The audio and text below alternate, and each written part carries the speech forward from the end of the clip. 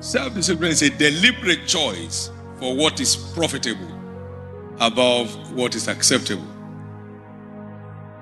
It is the efficient management of oneself and time. Efficient management of oneself and time. Now, some people's 10 years is up to some others 50 years by reason of efficient management of their time. I don't have time. No, we have equal time. Don't say I'm poor at managing my time. I am poor at managing my time. Everybody has 24 hours. The poor, the rich, the average, the above average, the excellent.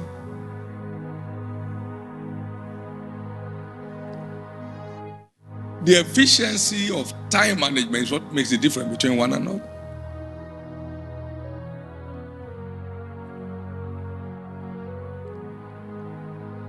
One of my early mentors in life, very respectable man, was a grade 3 teacher.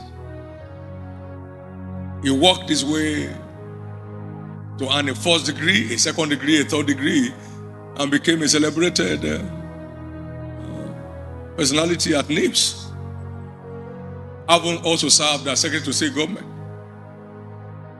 Others die at that level.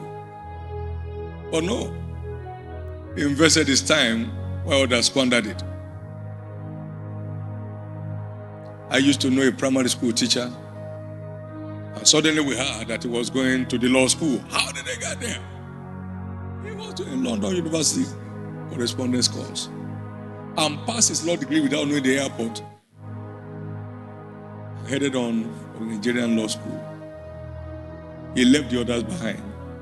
They are still playing ayo under the tree and grubbing This one is hard. Bring me another one. Somebody else has left them behind. Has schooled abroad without leaving his village.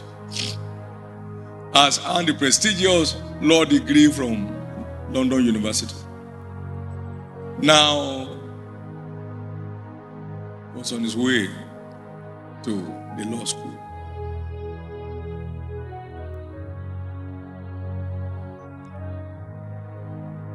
Self-discipline is key to outstanding success in anyone's life.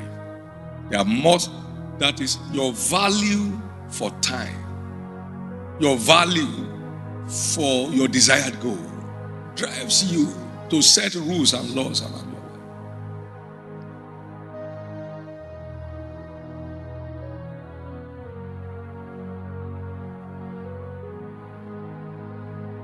There is this interesting joke. We were in London one time.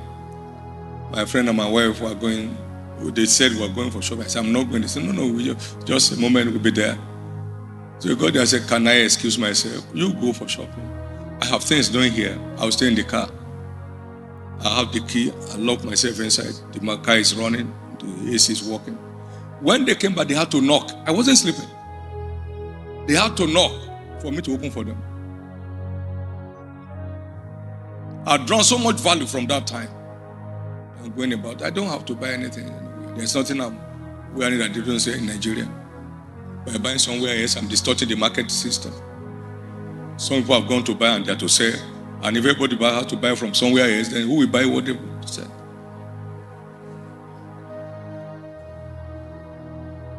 I've entered a shopping mall in Lagos only once in my life.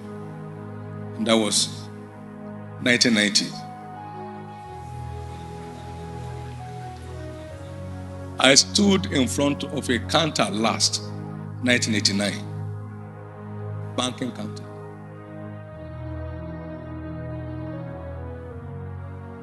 There's something I want to get, I can send for it. Give a check if it's a check they need, or anything they need, but they can't need me. I'm not applying to borrow, so what are you needing me for? Life is all about you defining your values and standing by them.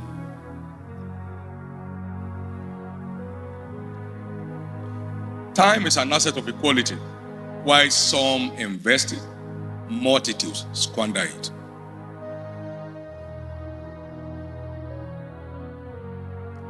Benjamin Franklin said, "Doth thou love life? Invest time. Don't squander it, for that is the stuff life is made up of." Invest your time. Don't squander it. It's one of the characteristics of high-level self-discipline. Highly disciplined people have utmost value for time and they endeavor to make the most of it. I said their self-discipline is operating without requiring supervision towards the delivery of a given task, like in the case of David.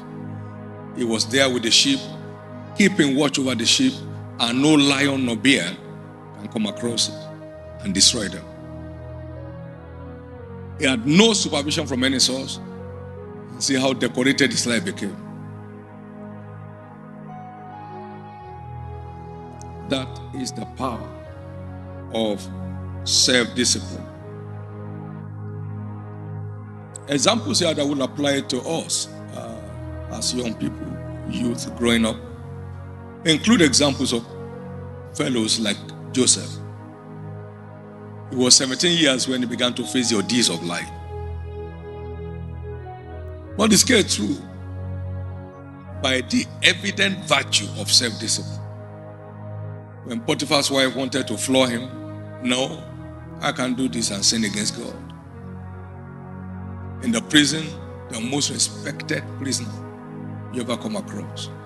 Whatever was done in the prison, Joseph was the doer of it. He was a youth like you.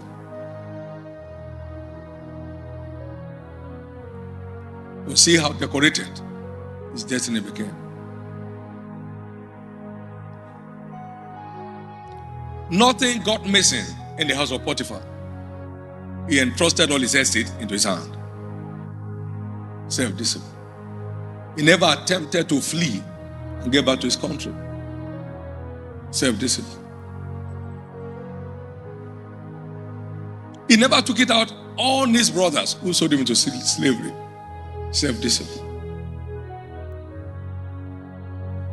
Think of Daniel. As for these 4 children, they were children. But they purpose in their heart not to defile themselves with the king's rich food. They were just unique. They were out of the box. They were not in general run of the youth of their days. See how decorated and distinguished the 4 of them became. The value of self-discipline is inestimable.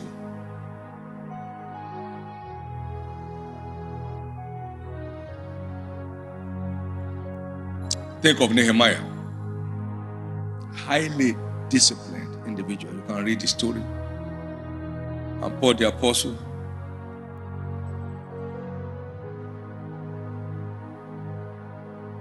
I put my body under. I bring it into subjection so I can achieve my goals.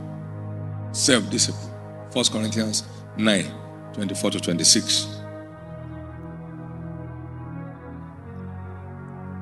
This is why everyone is absolutely responsible for the outcome of his life.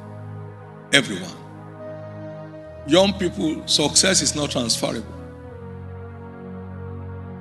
You can't inherit it. Every successful man has to earn it. The success you don't earn, you cannot sustain. Waiting for the inheritance of your father is selling out your destiny for a morsel of meat. If your father is a professor of renown, there is no way you can inherit that status. You try to do that, you'll be charged for impersonation, you end up in prison. That illustration shows you that no matter how accomplished your parent is not transferable to you. What you don't earn, you cannot sustain.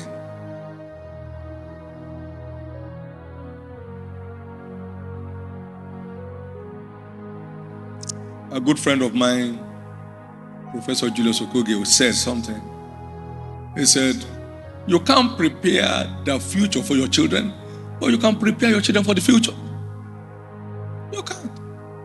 Many great names with great fortune have left here, leaving a fortune for their children. They squander it before their body is decomposed.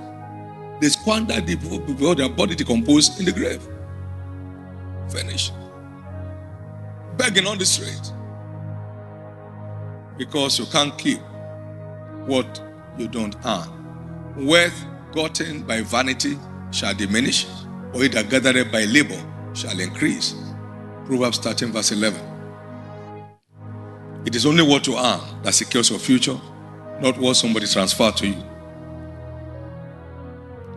We are a people of equal destiny in the faith. As many as he has predestinated, he has called, and the ones he has called, he has justified, and the ones he has justified, he has glorified. We have an equal destiny in Christ. The difference is how much we engage with the truth that empowers the fulfillment of our glorious destiny. We need to engage. Otherwise, we'll just be there. This is so important, and we must have to engage with this fact. Self-discipline is a requirement for outstanding accomplishment in life. And it's all about efficient self-management and efficient time management. Those two major characteristics define what we call self-discipline.